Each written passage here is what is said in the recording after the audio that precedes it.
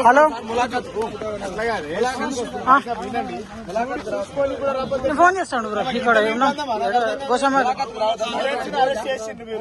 student arrest చేసిండ్రు మాట్లాడిచ్చే ఇదే ప్రజాపాలన అంటే స్టూడెంట్స్ పరామర్శించారు